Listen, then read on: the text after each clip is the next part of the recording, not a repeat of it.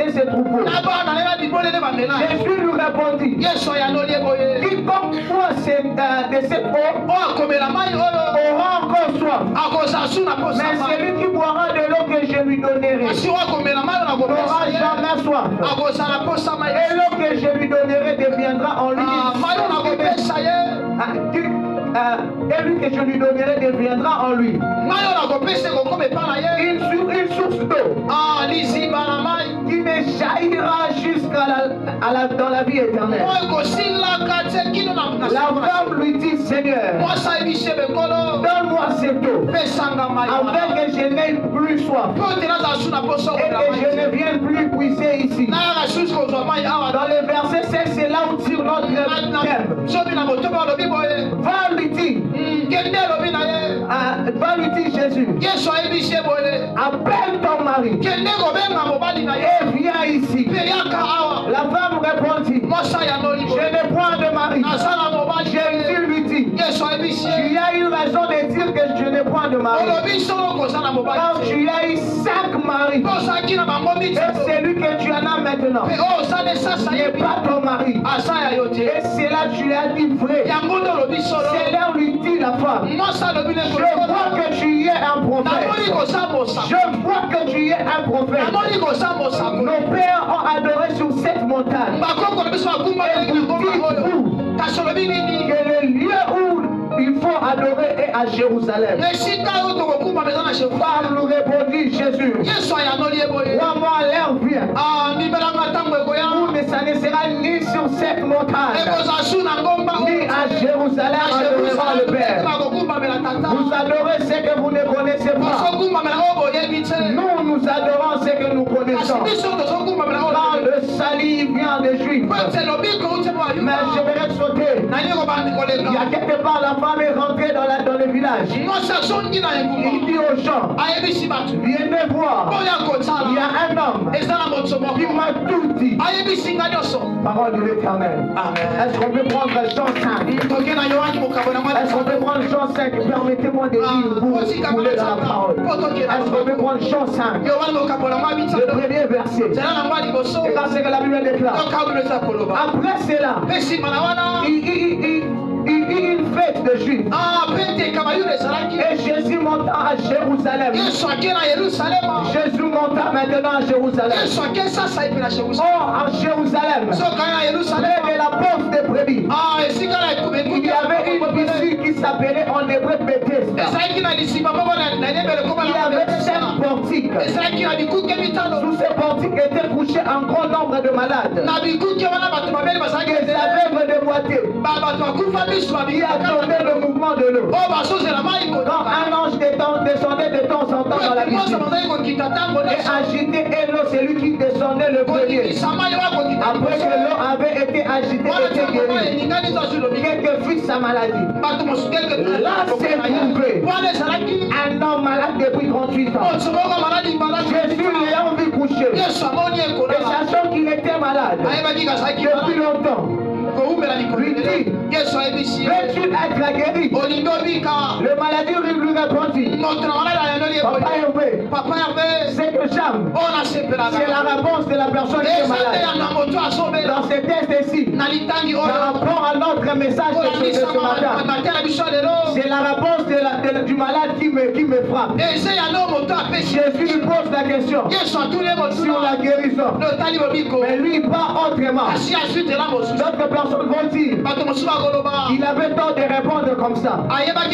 Mais moi, j'ai compris. Il n'avait pas tort de répondre comme ça. Regardez la réponse de Dieu de la maladie. Il lui répondit, Seigneur, je n'ai personne pour me jeter dans la piscine. Quand l'eau est agitée, et pendant que j'y vais, un autre descend avant moi. Si on descend dans le verset 14, et dans la Bible, le verset 6, depuis Jésus le trouva dans les temples et lui dit, voici tu as été guéri. Ne pêche plus. Ne peur qu'il ne t'arrive quelque chose de pire. Est-ce qu'on peut applaudir pour la parole de Dieu? Est-ce qu'on peut applaudir pour la parole de Dieu?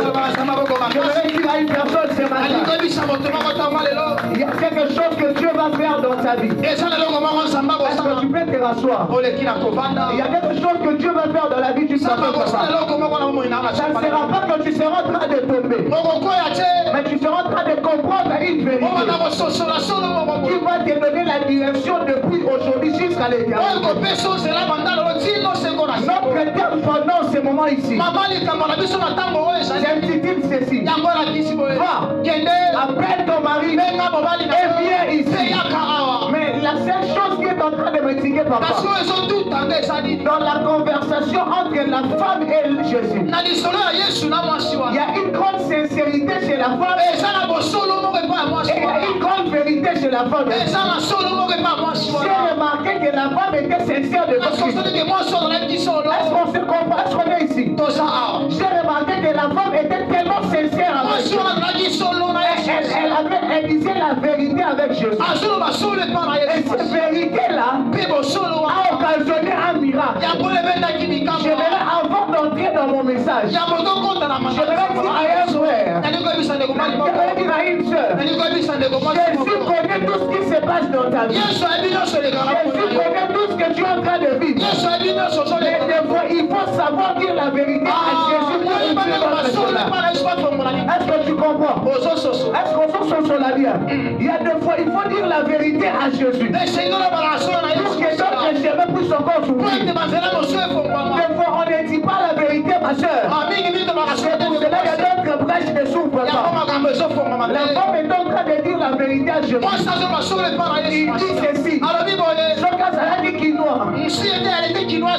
Elle allait dire ceci. Il s'en a dit notre local. Azalaki hypocrite devant Jésus. Je vais dire à une personne, dans la présence de Dieu, il ne faut pas être hypocrite. Dans la présence de Dieu, il ne faut pas être hypocrite.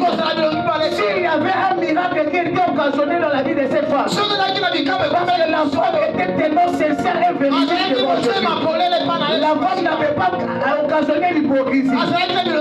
Combien de fois Dieu est en train de faire le bien dans l'hypocrisie? Combien de fois Dieu est en train de donner à une personne quelque chose dans l'hypocrisie? La femme a refusé à donner de l'eau à un Dieu parce qu'elle ne voulait pas être hypocrite. Dans ce temps ici, avant que le miracle arrive, on est bon d'être hypocrite dans nos vies. Il y a plusieurs sœurs et frères. Prophète, nous sommes tellement hypocrites devant le Seigneur. Il y a des gens qui viennent en sérieux. Ils ne savent pas que Christ sait qu'ils sont des imprimés. Soyez dit que Osali Moudouma. Jésus sait que tu es Matthieu ici à pas aujourd'hui, j'ai dit à Dieu, moi, 2025, donne-moi l'occasion de prêcher sur le péché. Et quand papa m'a appelé, j'ai reçu l'occasion de te parler du péché. Mon frère, ma soeur, pour recevoir la guérison, pour recevoir le salut, il faut savoir laisser l'hypocrisie. Des fois, il faut savoir laisser le double vie que tu as en train de vivre. Tu n'as pas compris que tu avais 5 hommes. La femme avait 5 hommes. Elle vivait dans l'hypocrisie. Elle cachait le mal qu'elle était en train de faire. Mais il n'y avait aucune personne qui l'avait épousée, qui l'avait amenée à la mairie. Et ce jour-là, elle a rencontré une personne qui s'appelle Jésus. La femme a compris une chose. Devant cet homme ici, il connaît, mais il ne faut pas cacher. Il y a d'autres délivrances, ma soeur. Sauf quand seulement on dit la vérité. Il y a d'autres chemins qui souffrent.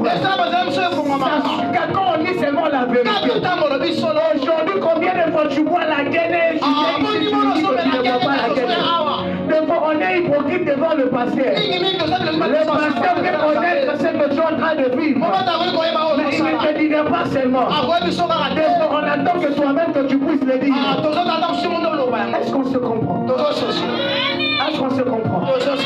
Excusez-moi, si je suis en train de scandaliser une personne, si je suis en train de scandaliser une personne, excusez-moi, moi un jour, Dieu m'a dit, toi, tu dois amener les cœurs des hommes